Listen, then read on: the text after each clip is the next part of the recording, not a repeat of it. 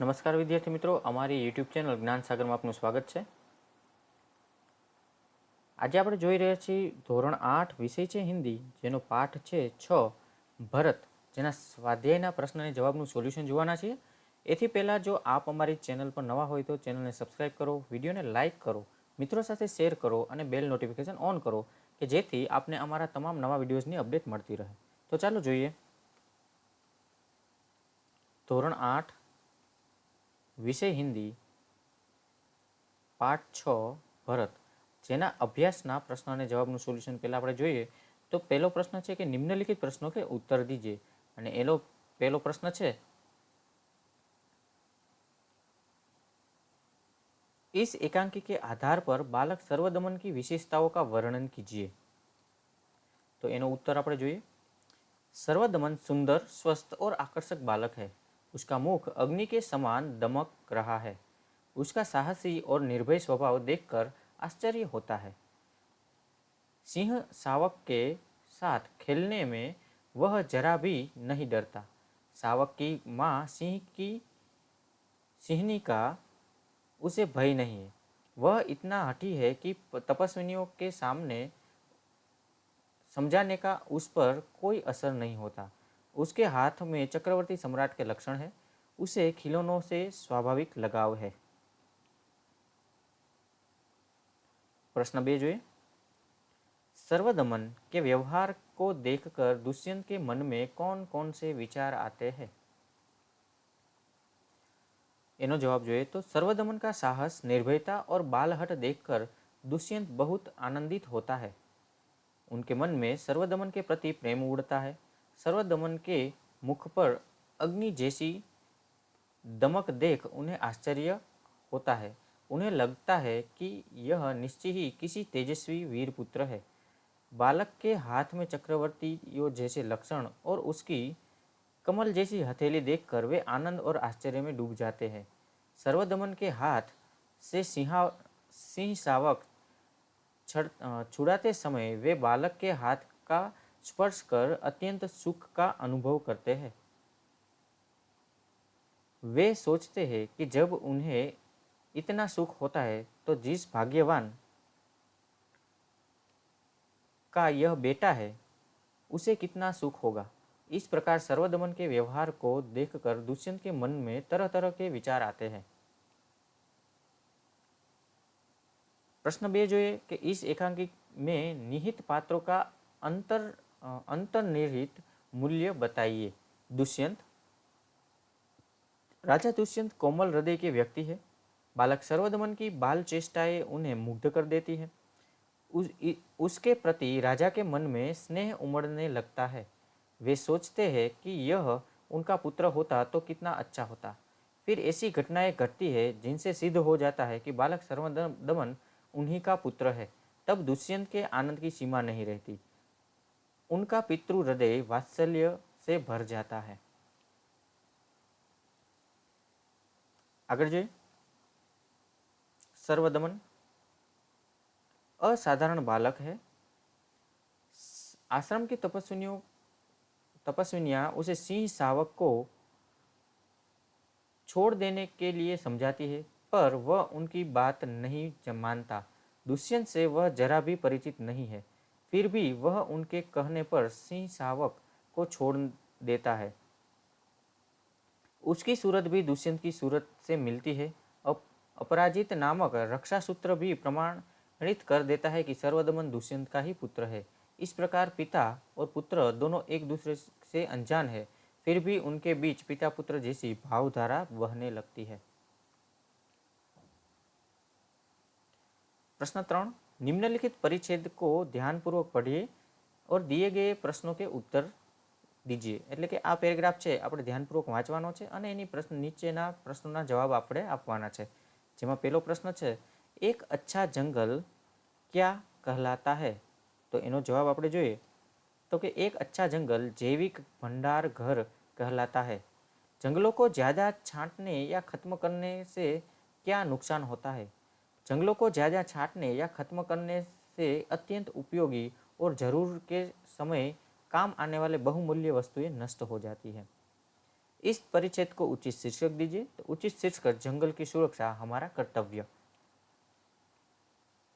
प्रश्न 4, पर्यायवाची शब्द लिखिए। तो जंगल तो वन, घर तो गृह आवास અને बहुत तो अधिक। प्रश्न 5, इस परिच्छेद आधारित दो प्रश्न बनाइए। જેમાં પહેલું છે કે જંગલ की सुरक्षा क्यों आवश्यक है, जंगल हमारे लिए महत्वपूर्ण क्यों है। आगे जो प्रश्न 4, सोच अपनी अपनी। आप कौन सा टीवी प्रोग्राम अच्छा लगता है, क्यों, 10-15 वाक्यों में वर्णन कीजिए। आजकल टीवी के विविध चैनलों पर कई प्रोग्राम दिखाए जाते हैं। सीआईडी, क्राइम पेट्रोल, रसोई शो, सास बिना ससुराल, समाचार बड़े अच्छे लगते हैं। कुछ तो लोग कहेंगे तारक मेहता का उल्टा चश्मा आदि प्रोग्राम बहुत लोकप्रिय है। इन प्रोग्रामों में तारक मेहता का उल्टा चश्मा नामक कार्यक्रम मुझे बहुत अच्छा लगता है। यह स्वस्थ पारिवारिक कार्यक्रम है। इसमें गोकुलधाम सोसाइटी के सभ्यों के जीवन से संबंधित जीवन प्रसंगों और घटनाओं का सुंदर चित्रण किया गया है। जेठालाल, दयाबेन, डॉक्टर हाथी, बबीताजी, सोढ़ी और टप्पू सेना आदि पात्रों का अभिनय जानदार है।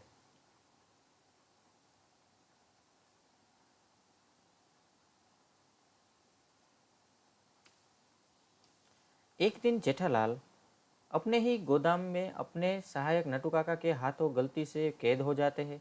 इसके कारण उन पर जो बीतती है उसका बड़ा मार्मिक चित्रण दिखाया गया है। इससे अतिरिक्त टप्पू सेना की शरारतें, सोसाइटी का खेल महोत्सव, पत्रकार पोपटलाल की पार्टी आदि प्रदर्शन बहुत ही मनोरंजक था। इस सीरियल में दिखाई जाने वाले सभी प्रसंग सुरुचिपूर्ण एवं शिष्ट होते हैं। विविध प्रसंगों में हास्यरस सहज ढंग से निष्पन्न होता है। सब प्रसंग बहुत ही मनोरंजक एवं शिक्षाप्रद होते हैं। इसलिए तारक मेहता का उल्टा चश्मा प्रोग्राम मुझे बहुत अच्छा लगता है। प्रश्न 2, आप कक्षा में पढ़ाई कर रहे हो तब भूकंप आ जाए तो आप क्या करोगे। कक्षा में पढ़ाई करते समय यदि भूकंप आए तो मैं खड़ा होकर जोर से चिल्लाऊंगा, भागो भागो, जल्दी बाहर निकल जाओ, भूकंप आया। और ऐसा चिल्लाते हुए साथियों के साथ मैं शाला भवन के बाहर आ जाऊंगा।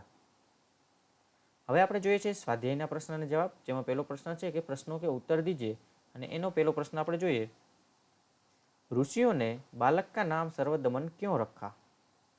एनो उत्तर જોઈએ तो बालक वन के पशुओं के बच्चों के साथ निडर होकर खेलता था। उसके इसी साहस और निर्भयक स्वभाव के कारण ऋषियों ने उसका नाम सर्वदमन रखा था। दुष्यंत बालक के प्रति आकृष्ट क्यों हो रहे थे। बालक स्वस्थ, सुंदर, निर्भयक तथा हठीला था। उसकी उन्हीं विशेषताओं पर मुग्ध होकर दुष्यंत उसके प्रति आकृष्ट हो रहे थे। आगे प्रश्न 3, दुष्यंत ने पूर्ववंशीय जीवन की कौन सी 2 रीतियां बताई। दुष्यंत ने पूर्ववंशीय जीवन की ये 2 रीतियां बताई है, જેમાં પહેલું છે કે वे युवावस्था में महलों में रहकर पृथ्वी की रक्षा और पालन करते हैं અને બીજું वृद्धावस्था में वे तपस्वियों के आश्रम में वृक्षों के नीचे कुटीर बनाकर रहते हैं।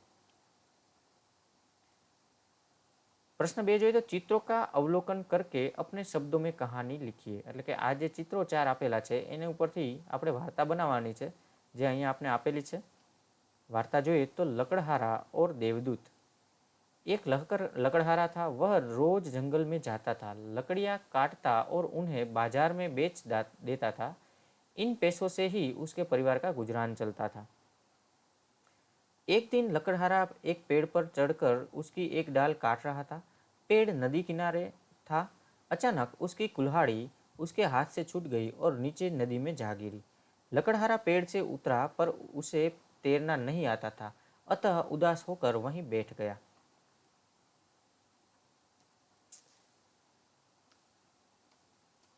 संयोग से एक देवदूत वहां से गुजरा। उसकी दृष्टि लकड़हारे पर पड़ी। उसने लकड़हारे से उसकी उदासी का कारण पूछा। लकड़हारे ने उसे नदी में अपनी कुल्हाड़ी गिरने की बात बताई। देवदूत ने कहा, तुम घबराओ मत, मैं नदी से तुम्हारी कुल्हाड़ी निकाल दूंगा। देवदूत ने पहले एक सोने की कुल्हाड़ी निकाली और पूछा, क्या यह तुम्हारी कुल्हाड़ी है? लकड़हारा ने कहा, नहीं, यह मेरी कुल्हाड़ी नहीं है। तब देवदूत ने चांदी की कुल्हाड़ी निकाली। लकड़हारा ने कहा, यह भी मेरी कुल्हाड़ी नहीं है। अंत में देवदूत ने लोहे की कुल्हाड़ी निकाली। उसे देखकर लकड़हारा खुशी से चिल्ला उठा, हाँ, यही मेरी कुल्हाड़ी है। देवदूत लकड़हारे की ईमानदारी पर बहुत खुश हुआ। उसने सोने और चांदी की कुल्हाड़ियाँ भी लकड़हारे को इनाम के रूप में दे दी। विद्यार्थी मित्रों, અહીંયા આપણે આ પાઠનું સોલ્યુશન પૂર્ણ કરીએ છીએ। ખૂબ ખૂબ ધન્યવાદ।